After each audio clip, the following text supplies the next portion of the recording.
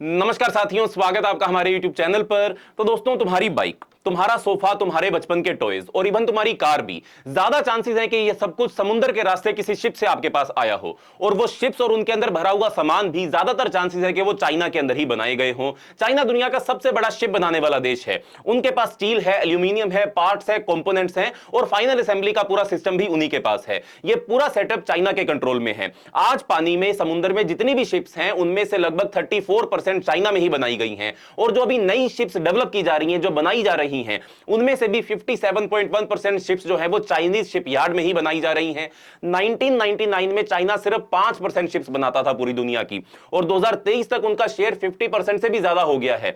सिर्फ शिप बनाना ही नहीं, चाइना पूरा शिपिंग सिस्टम भी कंट्रोल करता है। पर यह सब कुछ कैसे पॉसिबल हो पाया? चाइना कैसे इस शिप बिल्डिंग इंडस्ट्री के अंदर नंबर 1 कंट्री बनकर उभरा? आज की वीडियो के अंदर इसको समझने का काम करेंगे। पर उससे पहले, चैनल का नाम है दिया ये सब, मेरा नाम है राही मेहता। चैनल को भी सब्सक्राइब कर लें ताकि आप ऐसी इंफॉर्मेटिव वीडियोस देखते रहें। तो दोस्तों, आज के टाइम में 95% शिपिंग कंटेनर्स चाइना ही बनाता है और चलाता भी है। एक ही चाइनीज शिपयार्ड हर साल में इतने शिप्स बनाता है जितना मिलकर सारे अमेरिकन शिपयार्ड भी नहीं बना पाते। अब सोच के देखो, ये वो बिजनेस था जिसमें अमेरिका कभी टॉप पर हुआ करता था। डोनाल्ड ट्रंप जो पहले ही चाइना के साथ ट्रेड वॉर शुरू कर चुके हैं, अब सोच रहे हैं कि कैसे दोनों देशों के बीच कंपटीशन को थोड़ा फेयर बनाया जाए। ट्रंप कह रहे हैं कि वो अमेरिका में शिप बिल्डिंग इंडस्ट्री को वापस जिंदा करना चाहते हैं, चाहे वो कमर्शियल शिप्स हो या मिलिट्री शिप्स हो।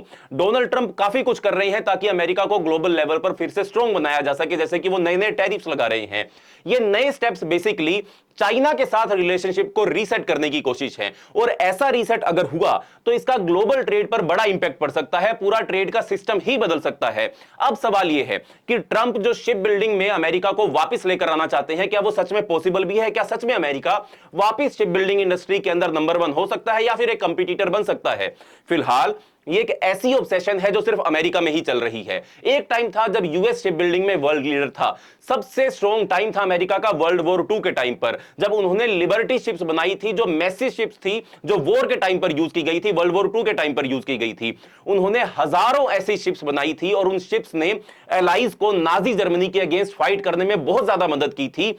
ये शिप्स जो थी अमेरिका की बनाई हुई, वो सप्लाई चेन्स को सपोर्ट करते थे और वो काफी इंपॉर्टेंट भी थे। इस वजह से यूएस में बहुत बड़ी शिप बिल्डिंग कैपेसिटी डेवलप हो गई थी। लेकिन दुनिया अब काफी बदल चुकी है। वर्ल्ड वॉर 2 के बाद 80 साल के अंदर यूएस की शिप बिल्डिंग इंडस्ट्री स्लोली जो थी वो डिक्लाइन होने लगी। 1970s तक जापान ने इस इंडस्ट्री में अपना लीड लेना शुरू कर दिया था और 1980s आते आते साउथ कोरिया भी इसके अंदर शामिल हो चुका था। और फिर आया सन 2000 का, जब चाइना ने भी इस कंपटीशन को ज्वाइन कर लिया। आज के टाइम में ये 3 देश ही शिप बिल्डिंग में सब कुछ है। चाइना ने टाइम के साथ अपनी पावर और ship building industry step by step grow करी, लेकिन रिसेंट ईयर्स में ही चाइना ने साउथ कोरिया और जापान को भी पीछे छोड़ दिया है और दुनिया का नंबर 1 शिप बिल्डिंग नेशन बन गया है। आप इन आंकड़ों के अंदर देख सकते हो, जो चाइना है वो 57.1%, जितनी भी शिप्स अभी दुनिया के शिपयार्ड्स के अंदर बनाई जा रही हैं, उनमें से 57.1% शिप्स जो है वो चाइना के शिपयार्ड्स में ही बनाई जा रही हैं। और फिर साउथ कोरिया का, और फिर जापान का, और फिर बाकी दूसरे देशों का नंबर जो है इसके अंदर आता है। चाइना ने टाइम के साथ अपनी पावर और ship building industry step by step grow की है, लेकिन रीसेंट ईयर्स में ही चाइना ने साउथ कोरिया और जापान, इन सबको पीछे छोड़ने का काम भी किया है और नंबर 1 शिप बिल्डिंग कंट्री बन चुका है। साल 2000 में जब चाइना ने वर्ल्ड ट्रेड ऑर्गेनाइजेशन को ज्वाइन किया, जब चाइना वर्ल्ड ट्रेड ऑर्गेनाइजेशन का पार्ट बना, तब से उसकी इकोनॉमी भी तेजी से ग्रो करने लगी और शिप्स की डिमांड भी बहुत ज्यादा बढ़ गई।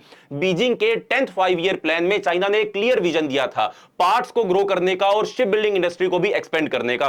पोर्ट्स जो थे वो चाइना में बहुत इंपॉर्टेंट, किसी भी देश के एक्सपोर्ट इंपोर्ट के लिए पोर्ट्स बहुत इंपॉर्टेंट है। और यही 10th 5-year प्लान में क्लियर विजन था कि पोर्ट्स डेवलप करो और साथ में शिप बिल्डिंग इंडस्ट्री को भी डेवलप किया जाए। यह प्लान ही था जिससे चाइना के मैन्युफैक्चरिंग सेक्टर के लिए एक स्ट्रॉन्ग बेस तैयार किया गया और उसके लेबर फोर्स को एक नया फोकस दिया गया कि चाइना को एक ग्लोबल लेवल की शिप बिल्डिंग पावर बनाना है।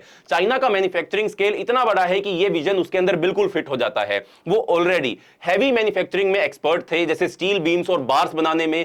चाइना की डोमेस्टिक इकोनॉमी भी स्ट्रॉन्ग है और एक्सपोर्ट ओरिएंटेड भी है। मतलब बाहर बेचने के लिए चाइना बहुत सारा सामान जो है वो खुद ही बना रहा है। बहुत ही ज्यादा एक्सपोर्ट ओरिएंटेड चाइना की इकोनॉमी हो चुकी है। साथ ही चाइना के पास एक हाईली स्किल्ड, हाईली एजुकेटेड लेकिन रिलेटिवली चीप लेबर फोर्स भी है, और सोफिस्टिकेटेड शिप्स बनाने के लिए आपको ऐसे ही लोग चाहिए होते हैं।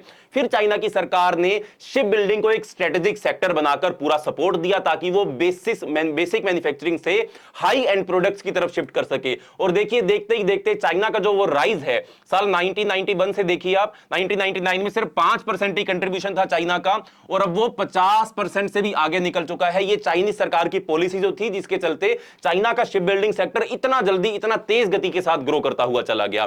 फिर चाइना की सरकार ने शिप बिल्डिंग को जब एक स्ट्रेटेजिक सेक्टर बनाया, पूरा सपोर्ट दिया ताकि वो बेसिक मैन्युफैक्चरिंग से हाई एंड प्रोडक्ट्स की तरफ शिफ्ट कर सके। सरकार का ये जो इनिशियल पुश और इंफ्रास्ट्रक्चर का बेस था, मिलकर इन्होंने एक ऐसा साइकिल क्रिएट किया जिससे चाइना का शिप बिल्डिंग मजबूत ही मजबूत होता चला गया। जितने ज्यादा शिप्स आप बनाते हो उतना ही हर शिप का कॉस्ट कम होता जाता है। ये चीज यूएस से बिल्कुल अलग है, जहां पे मैन्युफैक्चरिंग जॉब्स डिकेड से लगातार कम होती जा रही हैं, और अमेरिका और दूसरी डेवलप्ड कंट्रीज जो हैं, वो अपनी मैन्युफैक्चरिंग जॉब्स को दूसरी कंट्रीज को एक्सपोर्ट कर देती हैं, जिसके चलते वहां का मैन्युफैक्चरिंग सेक्टर डिक्लाइन होता चला गया, और चाइना और भारत जैसे कंट्रीज का मैन्युफैक्चरिंग सेक्टर ग्रो होता चला गया, जिसमें चाइना ने सबको पीछे छोड़ दिया है।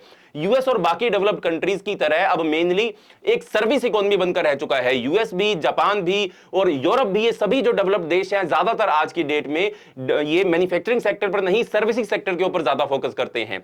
आज के टाइम में यूएस में टोटल एम्प्लॉयमेंट का सिर्फ 8% ही मैन्युफैक्चरिंग सेक्टर के अंदर आता है। मैं आपको एक चार्ट दिखाता हूं और उससे समझाने की कोशिश करता हूं। जो अमेरिका की जितने भी लोग अमेरिका के अंदर एम्प्लॉयड हैं, उसमें सिर्फ 8% ही मैन्युफैक्चरिंग सेक्टर के अंदर एम्प्लॉयड हैं। एक चाइना में बना हुआ कंटेनर शिप लगभग जो है वो $55 मिलियन का पड़ता है, और सेम शिप अगर आपको अमेरिका में बनाना पड़ जाए तो वो आपको $330 मिलियन का पड़ता है, क्योंकि अमेरिका के पास जो मैन्युफैक्चरिंग सेक्टर के अंदर लोग हैं वो बहुत कम है, और जितने भी लोग हैं उनकी जो लेबर कॉस्ट है, उनकी जो वेजेस हैं वो बहुत ज्यादा हाई हैं, जिसके चलते चाइना और अमेरिका की शिप बिल्डिंग कॉस्ट के अंदर इतना बड़ा डिफरेंस है। चाइना जो $55 मिलियन में एक शिप बनाता है, अमेरिका को वही शिप बनाने में $330 मिलियन का खर्चा आ जाता है। इतना बड़ा प्राइस डिफरेंस ही बताता है कि 2020 से 2022 के बीच में चाइना और यूएस के शिप्स प्रोडक्शन में इतना बड़ा गैप था। इस टाइम पीरियड में चाइना के पास 4000 से ज्यादा बड़े ऑनगोइंग शिप्स के ऑर्डर थे, जबकि अमेरिका के पास सिर्फ 12 ही शिप्स के ऑर्डर हैं, जबकि चाइना के पास 4000 से ज्यादा। इतना मैसिव डिफरेंस कैसे हो गया? ये इसी कारण से हो गया कि अमेरिका धीरे धीरे मैन्युफैक्चरिंग जॉब्स को एक्सपोर्ट करता रहा, और चाइना ने मैन्युफैक्चरिंग सेक्टर की जॉब्स को एकदम से कैप्चर करने का काम किया।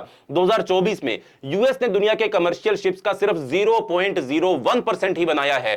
Centre for strategic and international studies की एक रिपोर्ट के अकॉर्डिंग एक ही Chinese state owned ship builder ने पिछले साल जितने कमर्शियल शिप्स टनेज बनाए, वो यूएस के वर्ल्ड वॉर 2 के बाद से अब तक के बनाए गए टोटल शिप से भी बहुत ज्यादा है। शिप बिल्डिंग का इशू यह है कि काफी ज्यादा ये कैपिटल इंटेंसिव सेक्टर है, मतलब इसमें बहुत ज्यादा पैसा लगता है इस सेक्टर को डेवलप करने के लिए। शिप बिल्डिंग एक ऐसा काम है जो बहुत ज्यादा लेबर इंटेंसिव भी है, यानी कि आपको बहुत ज्यादा लेबर का भी इसके अंदर इस्तेमाल करना पड़ता है, आपको बहुत सारे लोगों की इसके अंदर जरूरत पड़ती है। इसके लिए पूरी एक इंफ्रास्ट्रक्चर आपको हब चाहिए, जिसके अंदर आपके पास कैपिटल भी हो और लेबर भी हो। अगर आपको लार्ज स्केल प्रोडक्शन करना है तो ऐसे शिप्स का जो बहुत महंगे हैं और एडवांस होते हैं, तो उसके साथ हैवी सब्सिडीज भी देनी पड़ती हैं, और ये वही जगह है जहां पर चाइना जैसे सेंट्रलाइज गवर्नमेंट वाले देश काफी अच्छा परफॉर्म कर सकते हैं। साल 2010 से 2018 के बीच में चाइना की सरकार ने शिप बिल्डिंग को टोटल $132 बिलियन का सपोर्ट देने का काम किया। यह बहुत बड़ा अमाउंट है। कोई भी कंट्री अपने किसी भी एक सेक्टर के लिए इतना बड़ा अमाउंट खर्च नहीं कर सकती है, पर चाइना के पास पैसों की कमी नहीं है, और इस फिगर में वो सपोर्ट इंक्लूडेड नहीं है जिसमें स्टेट ओन्ड कंपनीज को लो इंटरेस्ट लोन्स भी दिए जाते हैं, कुछ कर्जा माफ भी कर दिया जाता है, या फिर उनमें एक्स्ट्रा पैसे इन्वेस्ट कर दिए जाते हैं। अगर यूएस भी इसी डायरेक्शन में जाना चाहता है तो उससे भी ऐसी सब्सिडीज देनी होंगी ताकि ये इंडस्ट्री कमर्शियली लेवल पर आ सके।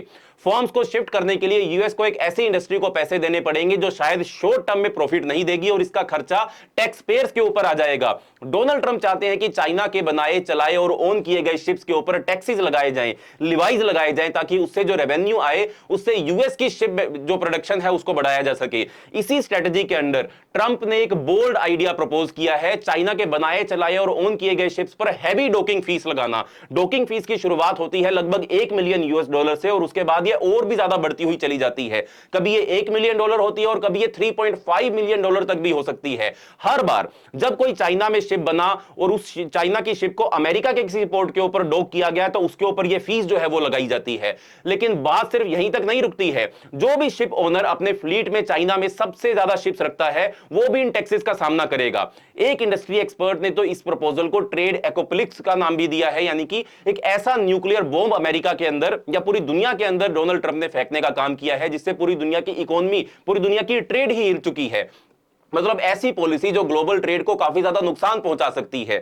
इसी स्ट्रेटजी के अंडर ट्रंप ने एक बोल्ड आइडिया प्रपोज किया है जो वो अब डॉकिंग फीस बढ़ाने जा रहे हैं। इसका नतीजा ये हो सकता है कि अमेरिकन गुड्स और महंगे हो जाएंगे, फ्रेट रेट्स और भी ज्यादा बढ़ जाएंगे, इन्फ्लेशन भी ऊपर चली जाएगी और ट्रेड यूएस पोर्ट से डाइवर्ट भी हो सकता है। इसका सीधा असर यह होगा कि गुड्स का कॉस्ट और भी ज्यादा हो जाएगा, यानी ओवरऑल चीजें और महंगी हो जाएंगी इस पॉलिसी के चलते। ऐसे हैवी टैक्सेस का एक रिपल इफेक्ट ये होता है कि यूएस के सप्लाई चेन्स पे भी इसका असर पड़ सकता है। शिप्स अपना एग्जिस्टिंग रूट जो है वो चेंज करेंगे और यूएस के पोर्ट्स पर कम स्टॉप्स लिया करेंगे। इसका मतलब यह भी हो सकता है कि गुड्स का डिस्ट्रीब्यूशन सिस्टम बदल जाए, अब समुद्र के रास्ते से कम गुड्स और रोड या रेलवे के थ्रू ज्यादा माल भेजा जाए। अब तक ट्रंप एडमिनिस्ट्रेशन की पॉलिसी यह रही है कि America first and America alone, यानी सब कुछ अकेले ही करना है, सिर्फ अपने इंटरेस्ट के लिए करना है। लेकिन अगर आप चाहते हो कि एकदम लिमिटेड शिप बिल्डिंग से सीधा कंटेनर शिप्स या क्रूज शिप्स तक जंप करो तो यह काफी बड़ा लीप हो सकता है। तो ऐसे में हो सकता है कि यह एक स्मार्टर पॉलिसी हो कि अमेरिका पहले यह डिसाइड करे कि सप्लाई चेन का कौन सा हिस्सा यूएस मैन्युफैक्चरर के लिए बेस्ट फिट होता है और फिर उन्हें प्रॉपर सपोर्ट और इंसेंटिव दिए जाए ताकि वो ग्रेजुअली शिप बिल्डिंग इंडस्ट्री में एक्टिवली पार्टिसिपेट कर सके, ना कि एकदम से ही आप बड़ी बड़ी शिप्स बनाने का सपना देकर बैठ जाओ। यूएस के पास दो स्ट्रॉन्ग एलाइज भी हैं, साउथ कोरिया भी है और जापान भी है, जो ऑलरेडी शिप बिल्डिंग में काफी ज्यादा स्ट्रॉन्ग है और ज्यादा आउटपुट देने की कैपेसिटी भी रखते हैं। लेकिन यूएस का जो पुश है शिप बिल्डिंग में डोमिनेंस के लिए, वो सिर्फ प्रॉफिट कमाने के लिए ही नहीं है, यह बात सिक्योरिटी कंसर्न से भी जुड़ी हुई है। मतलब यह डर कि चाइना ज्यादा मैरीटाइम कंट्रोल ले रहा है। यह पूरा स्टोरी जियोपॉलिटिक्स के बारे में भी है कि यूएस शिपिंग को कैसे एक नेशनल सिक्योरिटी का पार्ट मानता है और उसके थ्रू अपना इंफ्लुएंस ग्लोबल ट्रेड रूट्स पर बढ़ाना चाहता है। सिक्योरिटी का आर्ग्यूमेंट यह कहता है कि क्या यह इशू नहीं है कि यूएस अपने लिए खुद शिप्स बनाने के कैपेबल ही नहीं है, और क्या यह डेंजरस नहीं है कि हम चाइना में बनी हुई शिप्स के ऊपर डिपेंड करते हैं। एक जगह से दूसरी जगह माल लेकर जाने के लिए चाइना की शिप्स की जरूरत पड़ती है। लेकिन इसका एक अलग एंगल भी है जो एक नया ट्रंप स्टाइल आर्गुमेंट है कि हैवी मैन्युफैक्चरिंग का इंपॉर्टेंस जो है वो अमेरिका के अंदर दोबारा बढ़ाया जाए। आजकल शिप बिल्डिंग पर फोकस हो रहा है, लेकिन हो सकता है यह सिर्फ डोनाल्ड ट्रंप की एक बड़ी स्ट्रेटजी का पार्ट हो जिसमें वो जियोपॉलिटिक्स का पूरा गेम ही पलट देना चाहते हैं। टैरिफ्स लगाई जा रही हैं और ये काफी बड़े चेंजेस हैं जो वो प्रपोज कर रहे हैं। तो इस सब को समझने के लिए आपको इससे यूएस पॉलिटिक्स के बड़े पिक्चर को समझना पड़ेगा, तभी आपको ये सारा का सारा इशू जो है वो समझ में आ पाएगा। बाकी मुझे नहीं लगता कि कोई सच में ये सोच रहा है कि यूएस के शिपयार्ड वैसे ही दोबारा बन जाएंगे जैसे वो पहले हुआ करते थे।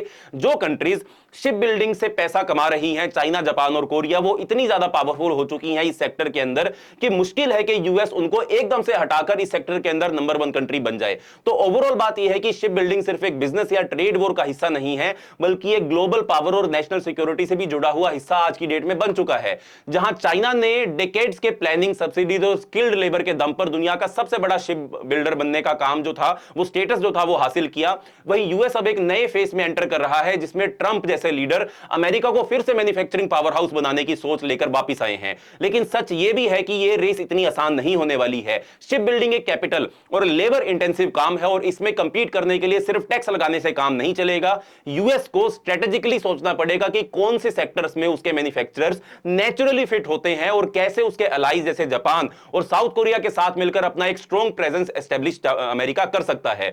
आने वाले सालों में यह देखा जाएगा कि यह जियोपॉलिटिकल गैम्बल यूएस को कितना फायदा देगा या ग्लोबल ट्रेड में और कितनी ज्यादा यह डिस्रप्शन लेकर आएगा। तो दोस्तों, यह था हमारा आज का वीडियो, यह था हमारा आज का एनालिसिस। अगर आपको यह पसंद आया हो तो वीडियो को लाइक करें, चैनल को सब्सक्राइब करें, वीडियो पर कमेंट करें। मिलते हैं अगली वीडियो के अंदर, तब तक के लिए बाय बाय, धन्यवाद, जय हिंद।